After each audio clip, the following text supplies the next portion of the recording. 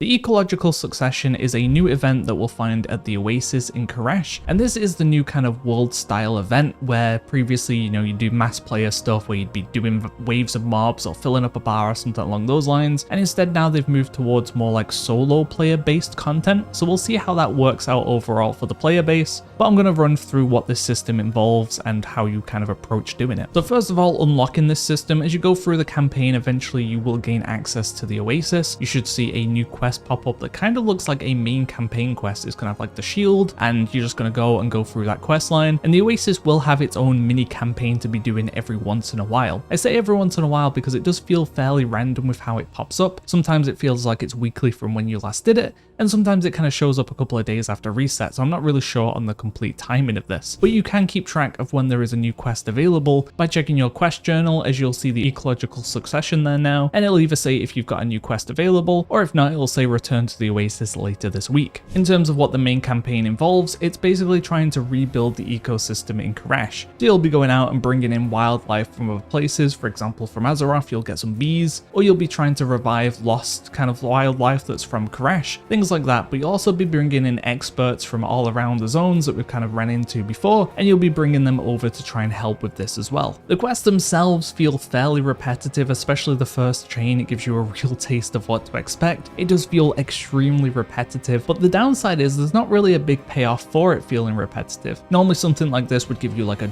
big chunk of reputation or something cool at the end of it, like a pet, but none of this currently does. I don't know if that's an issue with the PTR or that's the overall intention, but it does feel a little bit underwhelming to not really get anything for doing this each time it pops up. Now it does do something though. Once you're finished with it, you will start seeing more kind of daily or weekly quests appear, but the majority of these only give you crests, which are going to be weathered crests, so very kind of useless quite quickly, and also Valor Stones, but once again a very small amount. If this was a good way of getting your kind of Valor Stone cap out of the way, that'd be great, but once again they give a tiny amount, like crumbs of Valor Stones for some reason. Now there is a major weekly reward that we can get from this though, and that is going to be the Wriggling Pinnacle Cache, and what you need to do for this is basically head to the Oasis. You can pick up those daily and weekly quests, and completing those will give you progression towards like a bar. Once that bar is full, you'll be able to get yourself that Wriggling Pinnacle Cache. Inside the Pinnacle Cache will be your weekly kind of gear. It'll give you materials, it'll give you some gold, and it has a chance of giving you pets and also a mount as well. And currently on the PTR, we were able to use alts to get these caches to have more chances at the mount. We didn't actually see any additional pets drop, but we were able to do multiple attempts to get the mount, which is going to be the Curious Slateback. Not too sure if this is intentional or it's just kind of like a bug, but do keep that in mind as well for launch. There are going to be some of the ways of filling the bar as well. For example, each time you've done one of the quest lines, it will unlock a new kind of activity within the Oasis for you to do to fill up the bar. For example, you'll speak to some of the guests, or you'll help some of the ecosystem there, or you'll fix one of the robots, and these things will give you a little bit of progression. Although the main way you're probably going to get this done is the Devourer Swarms. These are going to be 4 events that happen across the different zones. It can only be 1 event at a time. You'll go out there, you'll kill some Devourers, you'll kill a large Devourer at the end, and this will give you an Anima item. If you hand that in, that is going to give you 20% of the bar. It's also going to give you an additional item, which if you get 20 of them, it's going to give you the Devourer amount. So that's kind of a little bit more valuable to do, as that's going to be double dipping on quite a few different things. However, 3 of the weekly quests from the Oasis do provide reputation as well. So if you're looking to get your reputation done as well, you should really be looking to knock out those 3 quests too. Now I've not finished the full campaign for this yet because it is weekly gated, but hopefully at the very end there is some kind of big payoff, like some cool transmog, some kind of a reward, or some cool event or something along those lines. But the way it currently is progressing is not too great. Each time you finish one of the campaigns, you don't really get anything apart from a new little task that you can do.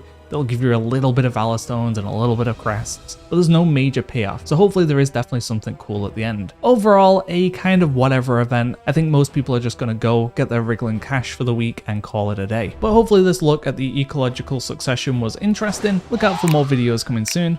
Thanks for watching, guys. See ya.